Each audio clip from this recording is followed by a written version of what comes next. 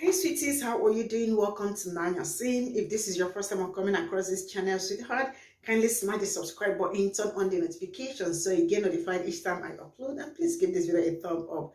I appreciate you all, and I want to say a very big thank you to every one of you for always coming back to watch my videos. You all are the very best. So today we'll be checking out the Springfield race riot of 1908. Before we get into this the clips and all that, I want to enlighten us a little bit how the Springfield race riot started. And now let's get into it. The Spring Race Riot of 1908 consisted of events of mass racial violence, all right, committed against African Americans by a mob of about 5,000 white Americans and European immigrants in Springfield, Illinois. Between August 14 and 16, 1908, two black men had been arrested as suspects in a rape and attempted rape, murder. The alleged victims were two young white women and the father of them. When a mob seeking to lynch the men discovered the sheriff had transferred them out of the city, the whites furiously spread out to attack black neighborhood, murdered black citizens on the streets, and destroyed black businesses and homes. Now, before we get into the clips, I have noticed something. I have reacted quite a few videos on massacre, and it looks like they operate in the same level.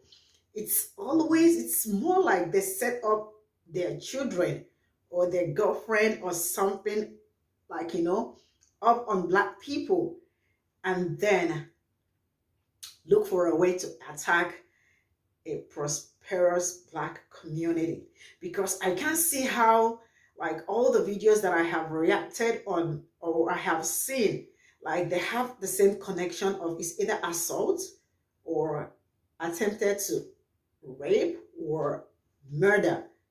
They have similar stories, and a critical thinker will think that something like this is being done on purpose. This is how I feel about it.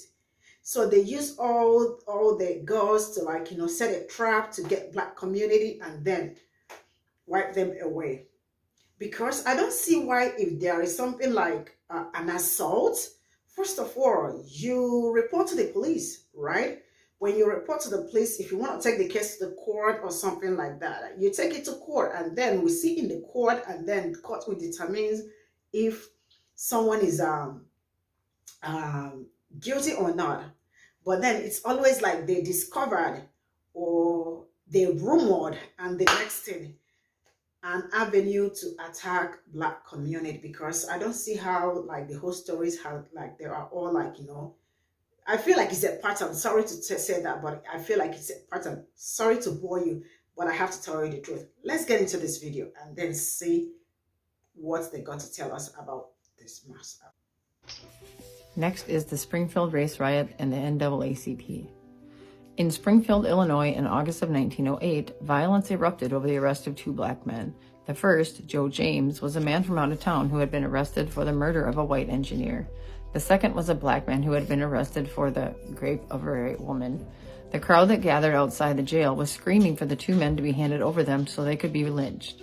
Fortunately for the prisoners, the police had, with the use of a local restaurant owner's car, taken them out the back door of a jail earlier that day and moved them to another town to await trial. The crowd was infuriated over the lack of fulfillment for their need for vengeance. By that night, more than 5,000 people had gathered, many to observe the violence perpetrated by the rioters. Harry Loper, the man who had lent his car to the police earlier that day, had his restaurant and then his car attacked and then firebombed. After that, the destruction spread to the black business district. While most of the black people had fled to hide from the mob, some, like Barber Scott Barton, stayed behind to try to protect his businesses and other property. Barton paid for his mistake with his life when he was lynched. The next day was mostly quiet, but as night approached, the rioters gathered again, attacking the state arsenal where they knew most of the black citizens had gathered to hide. They were driven off, however, by the state police with rifles and bayonets. A second murder occurred when the mob found and hung an elderly black man in the middle-class section of town. After this incident, the military was sent in to quell the riot. While the mass gatherings were stopped, small attacks still occurred over the next few months. Dozens of black homes were burned, and several more black citizens were injured or unalived. But Springfield in 1908 was not a city flooded with black faces competing with whites for their jobs. About 5% of the population of Springfield was black. A small segment of those people were successful business owners and owned homes in middle-class neighborhoods scattered throughout the city. The remainder lived in the poorer section of town known as the Badlands. The city sent less desirable businesses such as gambling dens and houses of prostitution to the Badlands as well. The black citizens living there didn't like those ill-reputed establishments in their neighborhoods, but they didn't have any say in it. Crime was high there, not because of the black neighborhoods, but because of the saloons and other businesses that brought trouble with them. Employment in Springfield was highly segregated. The primary industries in and around Springfield were in manufacturing and transportation. According to records from the time, only 4 black people were able to obtain jobs in the city's factories. The train companies would only employ black men as porters. The skilled positions were only available for white men. Streetcar companies would not employ black people at all. The coal mine would employ both white people and black people, but the jobs were incredibly dangerous. The other jobs available for black people in Springfield were those considered beneath white people: shoe shiners, janitors, waiters, or servants. When the riot started, the people involved in the violence were those who knew the white victims and many local-born white male 20-somethings who joined in. Their targets, both during the riot and in the months that followed, were successful, well-off black citizens and their businesses and homes. The first black man who had been arrested, Joe James, was tried for murder, found guilty, and hanged. The other man was freed when the woman who had accused him of rape admitted that she had lied. She and her family left town shortly afterward.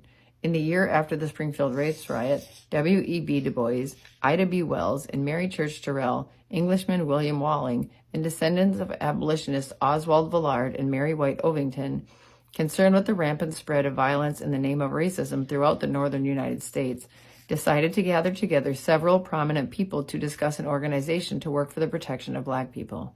They held a conference with several other white and black notables, and together they formed the National Association for the Advancement of Colored People. The original goals of the NAACP closely mirrored Du Bois' failed Niagara movement to guarantee for black people the true freedoms promised in the 13th, 14th, and 15th Amendments. They wanted to ensure no black people in the United States were subjected to slavery, that black people received equal protections under the law, and that black men were legally permitted to vote. Du Bois became the founding editor of the Crisis, the periodical magazine of the NAACP. Not just concerned with reporting the news of the NAACP, the Crisis contained writings from many of the most prominent black historical figures, as well as important national events concerning the rights of all minority groups. It is still published today, making it one of the oldest periodical magazines in the country. Walter White, who had been drawn to matters of racial inequality when he had witnessed a young boy beaten to death in the race riot in Atlanta at the age of 13, became involved in the NAACP and rose to the position of secretary in 1930. The organization grew quickly, with branches in many large cities across the country and a membership numbers of 90,000 members by 1919. The NAACP became a legal advocate for black citizens, battling voting bans in court and working to keep segregationists off the Supreme Court. Eleanor Roosevelt was a member and advocate, assisting to open avenues for black workers during the New Deal era. You know a riot led to the formation of the NAACP, right? 17-year-old Joe James, a black man, was passing through Springfield, New York in June of 1908. He was arrested for loitering. He was released on July 4th. He got drunk and fell asleep outside. That same night, a man resembling James, in other words black, broke into the home of Clergy Ballard. The two of them fought, and Clergy was badly injured. Ballard ended up dying. Before he did, his son scoured the area, found James asleep, assumed he was the guy, beat him mercilessly. James was then arrested. At the same time, a white woman, Mabel Hallam, falsely accused the black man, George Richardson, of this. James and Richardson were in jail together. The sheriff stuck them away as a mob was forming. The mob went nuts when they found out and started attacking black people, murdering them, and destroying black homes and black businesses. The next day, the mob went after William Donegan. They grabbed him, tortured him, and murdered him. Why? He was married to a white woman. George Richardson was released and went back to work in Springfield. Joe James was convicted of murder and hanged. On top of the buildings, and they were armed. I know where they got the arms, but they had them. And as the crowd went down the street, they shot into the crowd from the top of the buildings, and they killed a great many white people. A black barber named Scott Burton had helped his wife and children flee, then tried to defend his barbershop and home. The mob shot him 4 times, dragged his body several blocks, hung it, and riddled it with more than 40 bullets. A state militia unit confronted the rioters. Governor Charles Deneen had ordered their assistance 5 hours earlier after he'd learned about the mob's destruction. Troops fired warning shots over the frenzied crowd, which paid no attention. Next, they shot directly at the rioters, wounding several and scattering the rest. As black homes burned, troops dispersed throughout the city, and the worst of Friday's violent outbursts ended.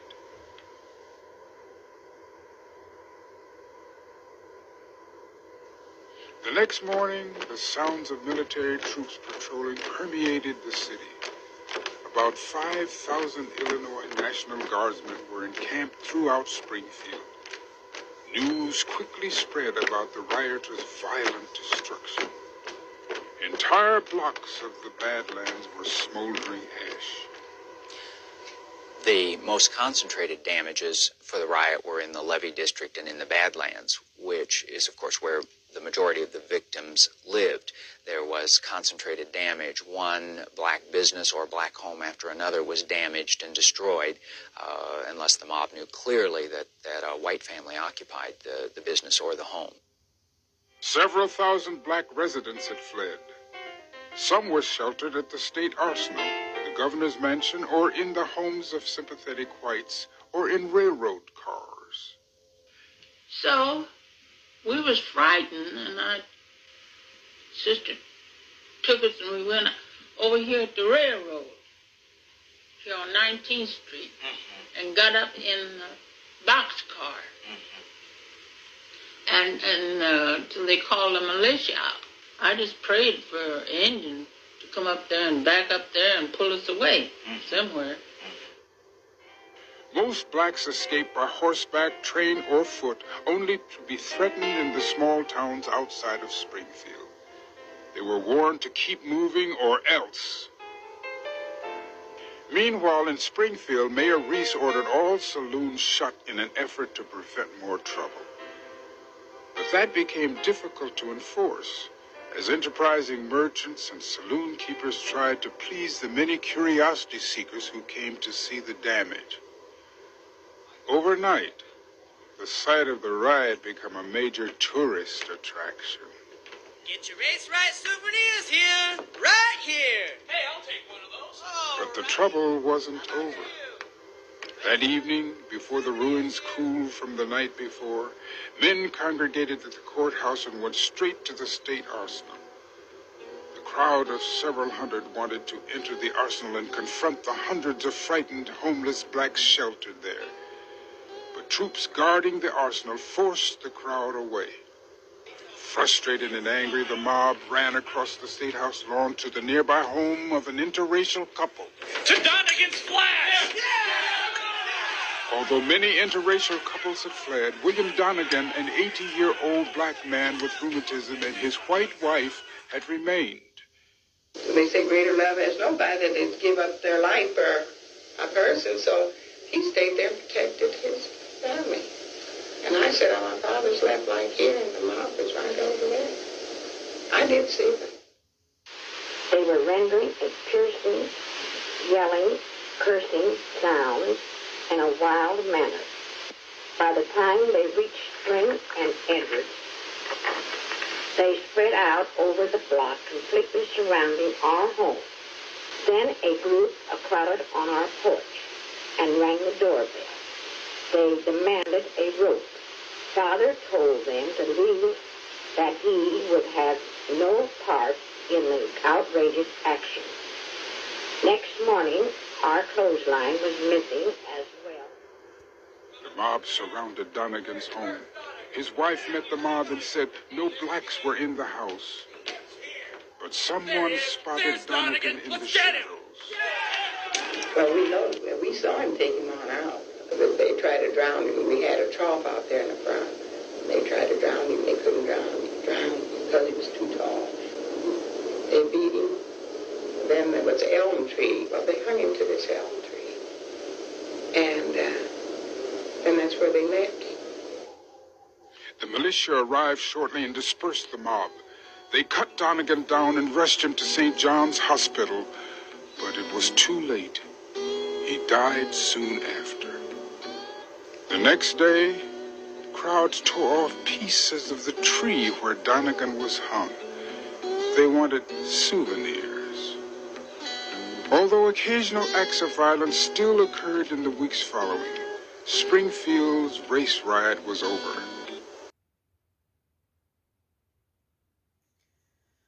All right, I want to say something before, we end the